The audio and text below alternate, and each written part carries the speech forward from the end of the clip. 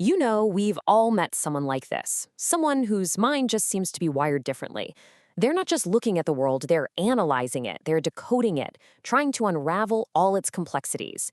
Well, let's dive right in, because it turns out psychology actually has a name for this kind of mind. Or hey, maybe that person is you.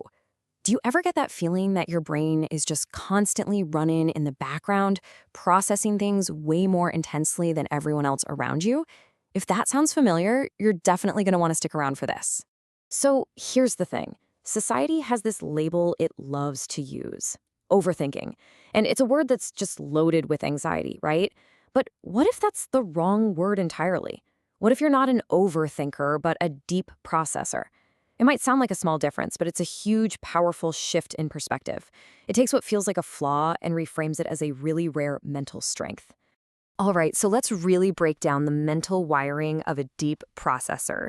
We're going to start with their first and maybe most telling trait. These are people who live in a world of what-ifs. They're constantly exploring possibilities, not just what's right in front of them. And yeah, psychology has a pretty cool term for this, counterfactual thinking. Now, this is not just idle daydreaming, okay? It's way more sophisticated. Think of it like a mental simulation. It's the brain's way of testing out ideas, predicting consequences, and building insights before ever taking a single step in the real world. And this is the crucial part right here. Their creativity, their innovation, it's not just pulled out of thin air. It's actually forged in this exploration of realities that haven't even happened yet. And that's exactly how they build this deep, unique understanding of the world that, frankly, most people just miss. Okay, let's move on to trait number 2, and you'll see how this builds on the first one. Deep processors. Their brains just instinctively prefer to slow down. They value reflection way more than a knee-jerk reaction. The psychology world calls this System 2 dominance. See, most of us run on System 1 most of the time. That's the fast, intuitive gut reaction part of our brain. But a deep processor, they default to System 2. That's the slower, more deliberate, analytical part.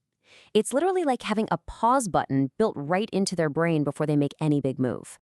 And you can see their whole process right here. It's pretty straightforward. Step 1, instead of just reacting, they pause.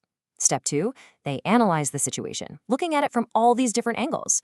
And finally, step 3, they refine their decision. See? They don't just rush to an answer, they sculpt it. And the payoff for being so deliberate, oh, it's huge. This is what makes them so much calmer under pressure. It's why they're more strategic, and it's why they are exceptionally good at untangling really complex problems. At the end of the day, their decisions aren't just made, they are carefully crafted. Okay, this next point is so important for understanding deep processors. To do all of this heavy mental lifting we've been talking about, they need a very specific kind of fuel, and that fuel is quiet. You could call it a need for cognitive quiet. Think about it, constant noise, social drama, just too much stimulation. For them, it isn't just distracting, it's genuinely overwhelming. It's like it clogs up their entire system. But you give them silence, that's when their brain becomes its absolute sharpest, most effective self. And I love this quote because it just reframes the entire idea. When a deep processor looks for solitude, they're not running away from the world, they're running toward clarity. For them, solitude is the space where their absolute best thinking happens. Okay, now we get to one of their most powerful, I'd almost call it magical abilities. Deep processors just have this incredible knack for seeing connections where everybody else just sees chaos.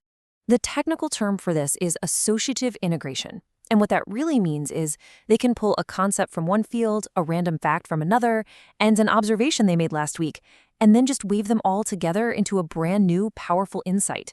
They're natural-born pattern finders. And this is exactly why their advice can feel so profound, or sometimes, almost uncannily accurate. They're not just looking at the problem right in front of them. They're seeing these invisible bridges connecting that problem to a dozen other ideas you haven't even thought of yet. All right, let's talk about the final trait. And honestly, this one might be the most impressive. You see, the person they question more than anyone else in the world is themselves. They just have this incredibly high capacity for self-reflection. What does that look like? Well, they're constantly reviewing their own choices. They're actively challenging their old beliefs. And they're always updating their understanding of the world when new information comes in. Their mind is just never, ever static. And listen, it is so important to understand this point. This constant self-questioning, it's not a sign of insecurity. It's not self-doubt.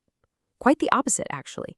It is the very engine that drives their mental flexibility, their emotional maturity, and that remarkable self-awareness they have.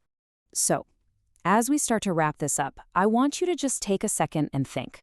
That what-if thinking, that preference for pausing instead of reacting, the need for quiet, the knack for connecting totally random ideas, that constant self-review. Does any of that sound familiar? Because if even one of those traits feels like you, that's a really strong sign that you're not just an overthinker.